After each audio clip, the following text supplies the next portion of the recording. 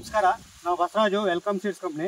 ನಾವಿಲ್ಲಿ ರಾಣೆಬೆನ್ನೂರು ತಾಲೂಕು ಸುಣಕಾಲ್ಬಿದ್ರಿ ಗ್ರಾಮದಲ್ಲಿದ್ದೀವಿ. ಇಲ್ಲಿ ಸಂಜೀವ್ ಸಿರಿಗೆರೆ ಅವ್ರ ಪ್ಲಾಟಲ್ಲಿ ಇದ್ದೀವಿ. ಅವರ ಅಪ್ಪಾಜಿ ನಿರಂಜನ್ ಸಿರಿಗೆರೆ ಅವರ ಅಪ್ಪಾಜಿಯವರು.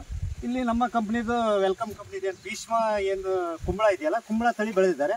ಅದ್ರ ಬಗ್ಗೆ ಅವರ ಅಭಿಪ್ರಾಯ ಹೇಳ್ತಾರೆ. ಸಂಜೀವ್ ಮಾತಾಡಿ. ಭೀಷ್ಮ ಇದು ಚಲೋ ಬರ್ತೈತ್ರಿ. ಯಾವಾಗ ಹಾಕಿದ್ರಿ? ಇದು ಮೇ ತಿಂಗಳು ಹಾಕಿದ್ರಿ. ಮೇ 15ಕ್ಕೆ ಹಾಕಿದ್ವಿ. ಸುಮಾರು 75 ದಿವಸ ಆತ್ರಿ. 80 ದಿವಸ ಆಯ್ತು. ಚೆನ್ನಾಗಿ ಬಂದೈತ್ರಿ. ಆಮೇಲೆ ಖರ್ಚು ಏನು ಮಾಡಿಲ್ರಿ. ನಾವು ಏನು ಗೊಬ್ಬರ ಎಷ್ಟು ಹಾಕಿದ್ರಿ? ಗೊಬ್ಬರ ಒಂದು 4 ಚೀಲ DAP ಹಾಕಿದ್ವಿ.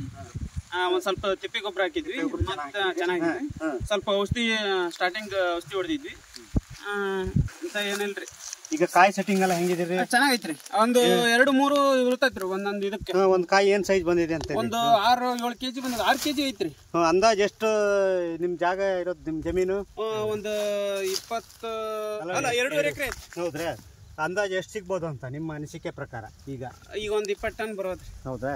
ಈಗೇನ್ ರೇಟ್ ಯಾರು ಮಾತಾಡಿದ್ರಾ? ರೇಟಿಗೆ ರೇಟ್ ಇಲ್ರಿ.